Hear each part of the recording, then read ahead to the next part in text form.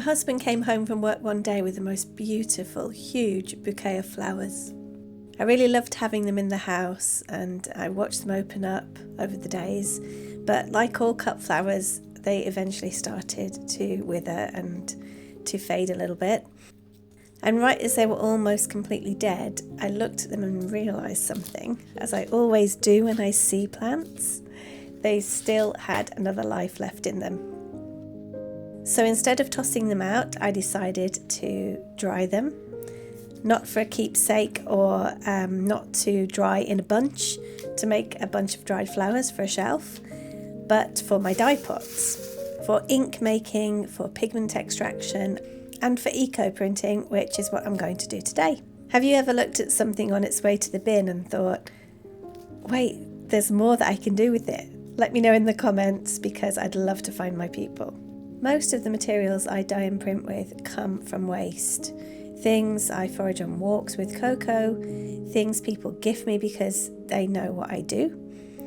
I use kitchen scraps like onion skins and avocado pits, and I'll often ask gardeners in my neighbourhood if I can take the piles of leaves, branches and flowers they leave behind after they prune. There's a word in Japanese that shapes almost everything I do in my studio.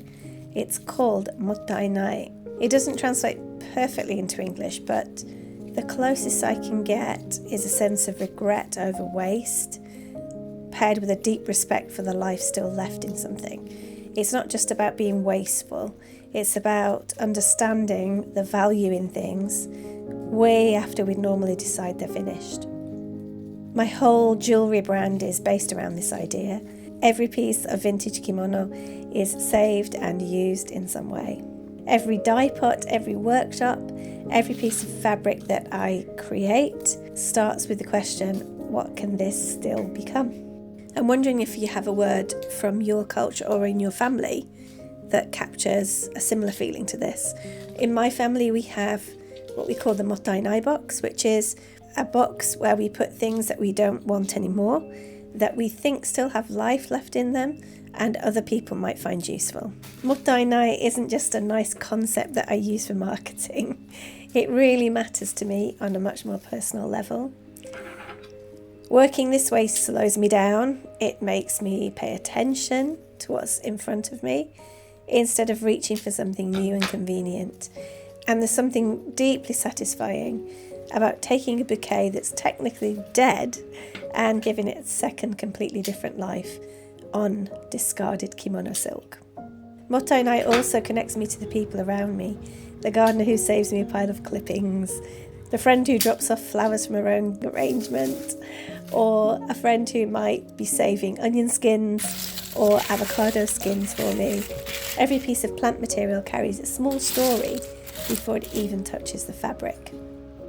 Before any dye or print can happen, the silk needs to be properly scoured. This removes any oils, waxes or residue left from the processing of the fabrics. I use old fabrics, so usually it's to remove years of dirt and dust. And it's so that the fibres can fully take on the colour and the print in detail. Protein fibres don't do very well in boiling water, so I heat up the water slowly to a very gentle simmer. I use a small amount of soda ash and some olive soap, and I let it sit in there for around an hour when it's hot. Then I rinse it well, because clean fibre is the foundation of a good print. And then I go to step 2. Next, the silk gets mordanted with alum. This helps the plant pigments bond to the fibre, so your print actually stays put and doesn't wash away. I'll be sharing my full textile preparation process, including my mordanting method, in an upcoming video, so keep an eye out for that one.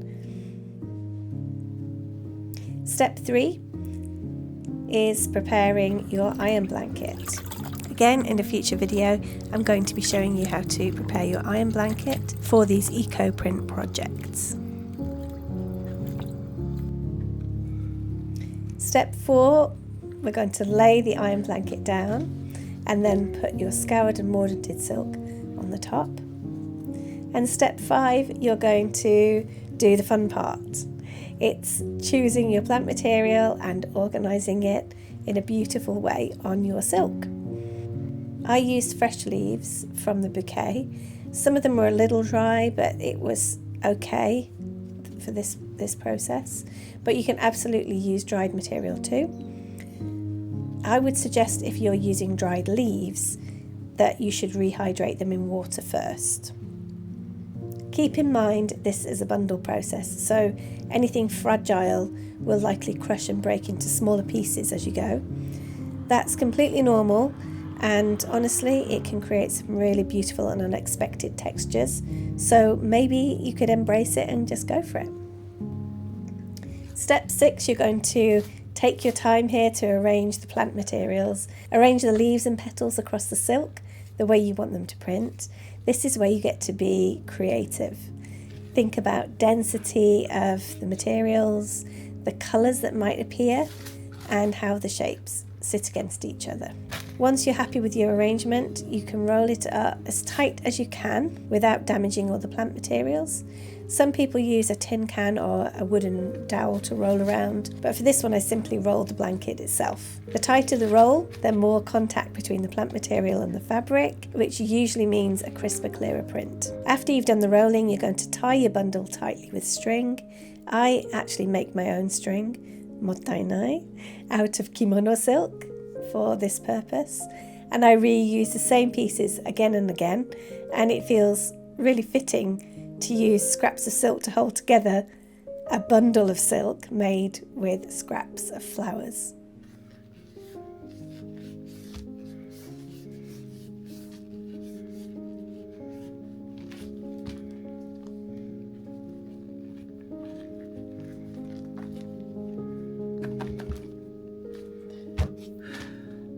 The final step, or almost the final step, is adding your bundle to a steam bath. I do mine for around 1.5 hours to 2 hours. For this particular print, I let the bundle sit there overnight to cool and unrolled it the next morning. My stitch circle group came by, and it was so nice to open it surrounded by stitching friends, and it made revealing the print even more special and exciting.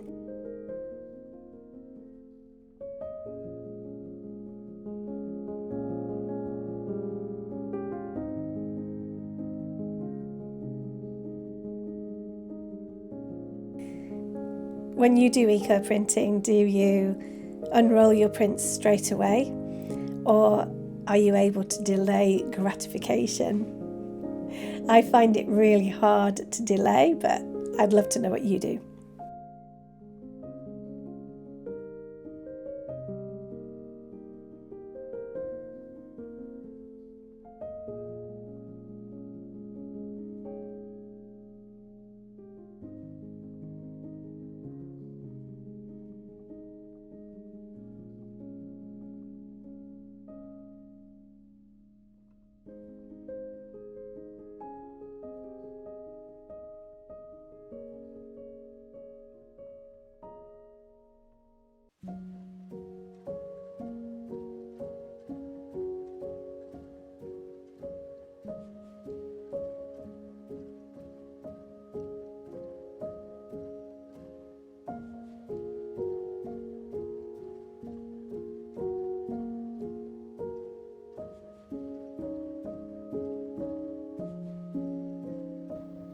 The final step may be controversial, but I don't rinse my fabric right after printing or dyeing.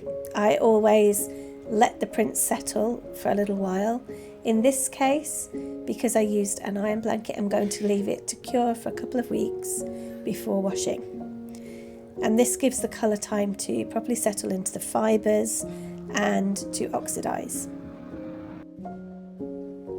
And here's the result. I'm so happy with how this one turned out, and it's given me a whole new appreciation for what a dead bouquet can still offer. I've even got some more petals set aside so I can keep experimenting over the winter months that will be coming up before we know it.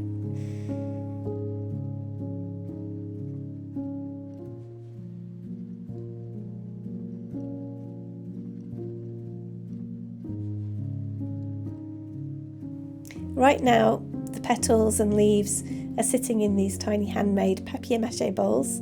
I made these recently and they're so simple and they cost basically nothing to make, since they're just egg boxes and other bits of cardboard packaging. If you'd like a video on how to make these bowls, let me know in the comments and I'll add it to my very, very long list of videos that I want to make.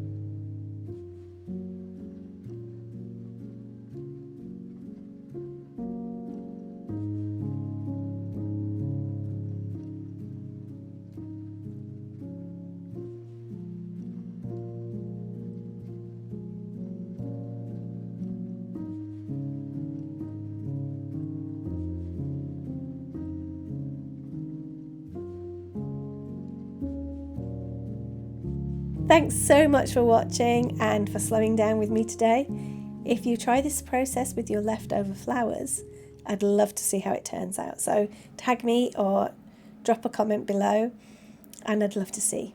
I read every single comment and try to respond to every single one. So let's chat in the comments. See you in the next video.